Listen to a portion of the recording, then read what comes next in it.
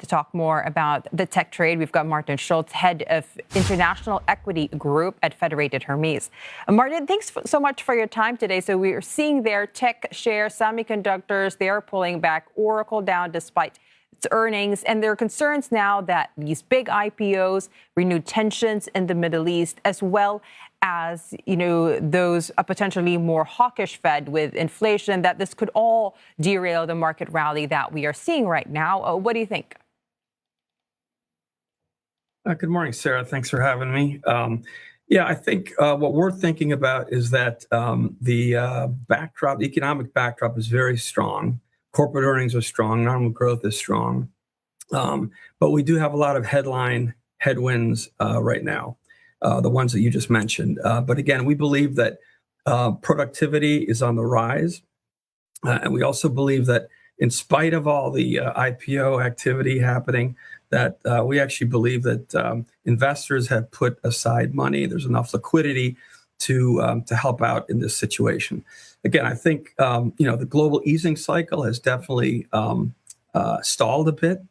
You see it in Indonesia here recently, and as you mentioned, both energy and inflation rates are on the upside, and that's also keeping tabs. So we believe that the summer is going to see a little bit of a downdraft, if you will, in the markets. But at Federated Hermes, we actually believe that in the mid to longer term, we'll continue to see the market go up and to the right. Yeah, so this SpaceX IPO happening this week is coming at a time of a bit of uneasiness when it comes to tech names in the stock market. But the question really with this IPOs is the valuation and how long it will take for these companies to translate potential to profits. And I know you think that all three, Anthropic, OpenAI, and SpaceX, should be a core long-term holding. And why is that? Well, first of all, we think that Elon Musk is a maverick, and what he's doing is fairly transformational. And the analysts that we have on our team in New York and elsewhere have really focused on the longer-term view of this company. You're absolutely right. Valuations are stretched. They're steep. But I think, right now, Starlink is the real profitable core of the business. But longer term, as he blends all these businesses together, we think it does very well. And you've got obviously index buying coming in. And then as it relates to Anthropic, obviously they're on an acceleration revenues never seen in history before by a company. They're obviously on the enterprise side. So from that perspective, they also obviously have now confidentially filed for an IPO sometime later this year, likely, or early next. They are in a position where they'll also do very well. Now, the one that still has some question marks in my mind is OpenAI, because on the consumer side, you're not seeing the acceleration of revenues per se.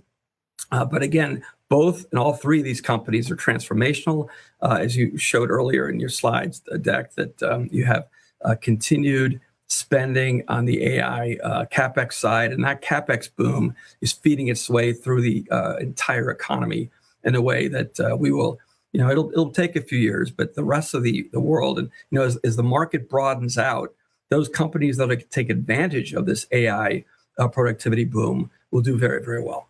Yeah, and that trickle-down effect has really affected, Korea, Taiwan, here in Asia. But with these AI companies going public, I'm wondering, what does that mean for the Asian supply chain, Asian equities? Will it support other parts of the supply chain, or will it actually take money out from the likes of Korea and Taiwan? No, we think, obviously there's huge divergences right now within the developed markets as well as the emerging markets. And you just highlighted, the winners, Korea and Taiwan. More on the other side of the spectrum would be India.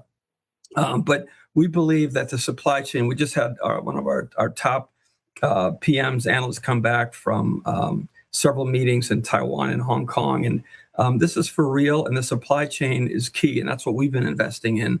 I think we have to find, and the investors have to find these bottlenecks in specific companies that are going to be generating the type of margins that are necessary to, obviously, from the perspective of the current valuation shoot up in some of these stocks in terms of prices. We do think that, near term, there might be some give back a pullback in the markets, and you've kind of already seen some of that. But we think that the supply chain, particularly coming out of Taiwan and Korea, are well positioned to take advantage of the longer term potential of AI. Yeah. So, Martin, really quickly, before we let you go, what did you advise people looking into these IPOs? Is it a time to go in now or wait a bit? Well, that's always a tough call. Usually when there's a lot of hype, I'm always a little nervous about getting in. But, as I mentioned earlier, the SpaceX will be the first one coming out next Friday. We do expect that in basically pension, institutional, and obviously index buying is going to really come into force. So there's a possibility that in the first 2 or 3 weeks, we see some volatility. Then you've got this forced buying. And then there might be a time when we do see some downside in the market price. We could probably take advantage of that. Martin, really appreciate the timely insights today. Martin Schulz, their head of International Equity Group at Federated Hermes.